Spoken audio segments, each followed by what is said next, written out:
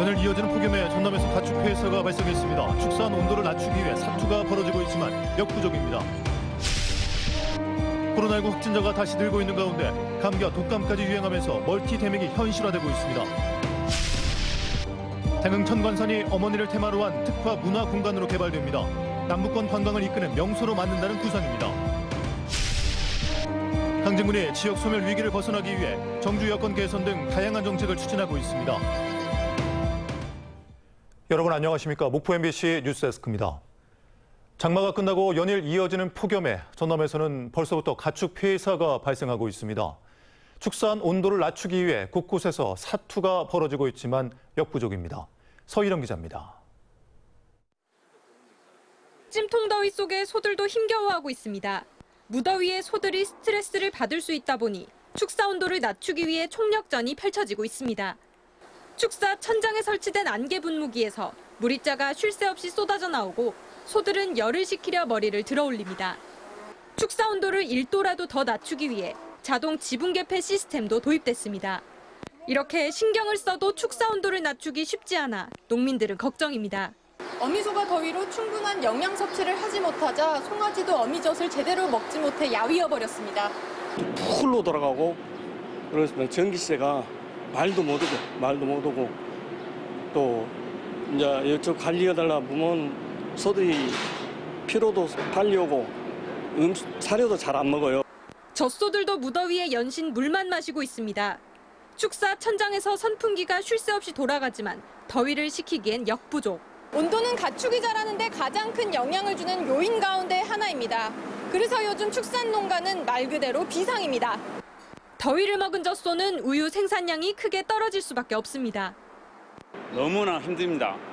지금 35도 막 36도 올라갔을 때는 우유가 하루에 매일매일 한 100kg 정도 제가 한 3톤은 짜는데 지금까지 막 2톤 600g이 떨어졌어요. 축사 지붕에 물을 뿌리기도 하고 대형 선풍기도 추가로 투입됐습니다. 무더위에 지친 가축들을 위해 사료 보충제도 공급되고 있습니다. 환경을 개선해서 시원하게 해주는 환풍기랄지 환풍기 틀어주고 그다음에 이제 먹이로서는 우리가 사료 공장에서 임의적으로 스트레스 완화제를 첨가하고. 폭염에 지친 가축들을 위해 다양한 방법이 동원되고 있지만 벌써 폐사가 발생하고 있습니다. 해남과 영암, 한평 등 전남 지역 7개 농가에서 닭과 돼지 1,400여 마리가 폭염에 폐사했습니다. MBC 뉴스 서희령입니다. 이렇게 가축 폐사까지 발생하는 폭염이지만 밖에 나가서 일해야 하는 이들이 있습니다. 폐지를 줍는 노인들인데요. 최근에 폐지값마저 떨어지면서 이들의 여름나기가 더 힘들어지고 있습니다. 천홍희 기자입니다. 햇볕이 내리쬐는 오후. 74살 박만례 할머니가 수레를 힘겹게 끌고 갑니다. 수레에는 폐지가 잔뜩 실려 있습니다. 이글거리는 거리를 그냥 맨몸으로 걷기도 힘든 폭염 경보에 일을 나선 건 집에 누워있는 할아버지 밥값을 벌어야 하기 때문입니다. 돈 5천 원밖에 안 되는데 뭐 하던데. 네 역할을 하다가 이제 이걸 대체적으로 못 못했어. 81살 홍성주 할아버지도 아픈 몸을 이끌고 절절 끓는 아스팔트 위로 나섰습니다. 30여 년 전 공사장에서 일하다 허리를 다쳐 장애 6급 판정을 받아 일자리를 잃은 뒤 지금껏 폐지 줍기로 생계를 이어오는 홍할아버지에게 여름은 유독 힘든 계절입니다. 여기 또 이제 여름 보면 또 여름 또 벗어야 돼. 이제 땀이 젖은 게 계속 흘러온 게. 겨울이 낮에 훨씬 요새 같으면 아이고 이거 보시오 열이 얼마나 난가. 현재 온도는 35도 수준입니다. 리어카를 끌기 시작한 지 1분도 안 됐지만 몸에서 땀이 흐르기 시작했습니다. 무더위에도 불구하고 아침부터 하루 종일 폐지를 줍고 있지만 폐지값 감소로 돈벌이는 신통치 않습니다. 50kg 수레를 끌고 와 받은 돈은 1,800원. 어르신 1,800원이야. 순환자원정보센터에 따르면 폐골판지 값은 지난해 7월 킬로그램당 136원에서 올해 7월 킬로그램당 72원으로 절반가량 떨어졌는데 현장에선 이보다 더 적게 값을 받고 있습니다.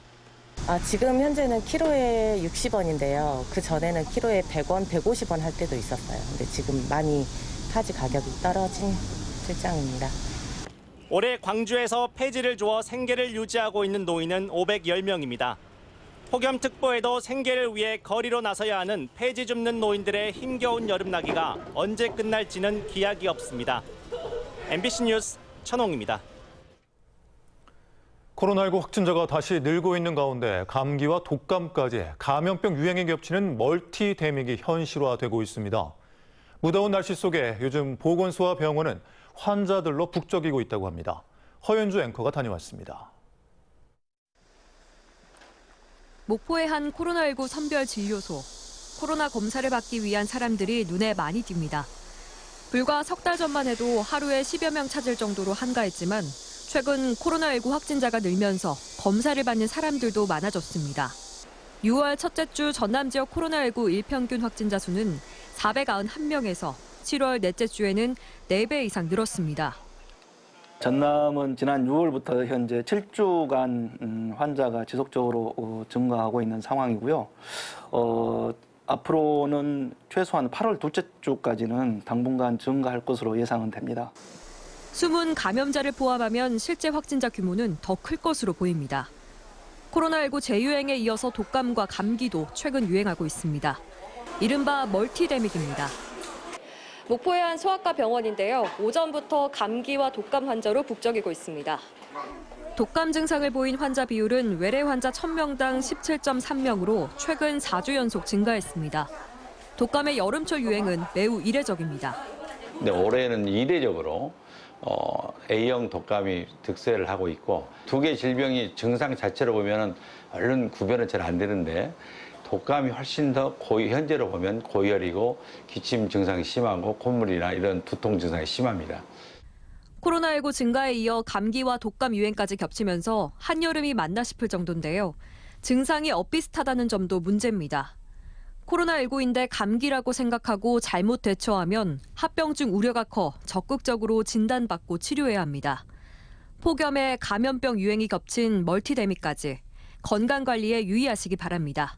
MBC 뉴스 허연주입니다. 주민이 10명 이하만 거주하는 섬은 전국에서 전남이 가장 많은 것으로 조사됐습니다. 2018년 기준 행정안전부 유인도서 현황에 따르면 주민이 10명 이하인 섬은 전국적으로 60곳으로 이 가운데 전남은 38곳에 달했습니다. 자치단체별로는 진도군이 10개로 전국에서 가장 많았고 완도군, 신안군, 경남 통영시 순이었습니다.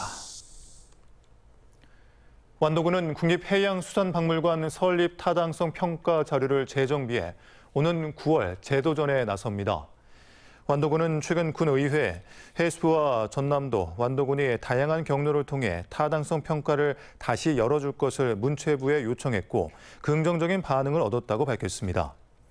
완도 장좌리에 건설되는 국립해양수산박물관은 해수부 주도로 이루어지고 있지만 문체부의 사전 타당성 평가를 통과해야만 기재부의 예비 타당성 조사 대상이 되는데 지난달 12일 열린 평가에서는 부정적 의견이 많아 부결됐었습니다. 호남 5대 명산 중 하나인 장흥 천관산이 어머니를 테마로 한 특화 문화 공간으로 거듭납니다. 명산에 등산로를 정비하고 3개의 어머니 조각공원 등을 조성해 남북권 관광을 이끄는 명소로 만든다는 구상입니다. 김진선 기자입니다. 봄에는 푸른 잎과 붉은 동백숲, 가을에는 드넓은 억새밭을 자랑하는 장흥 천관산. 솟아오른 기암괴석이 마치 주옥으로 장식된 면류관 같다며 붙여진 이름입니다. 해발 723m로 높지 않은 바위산이지만 덕분에 남녀노소 누구나 오를 수 있어 등반객들이 즐겨 찾습니다.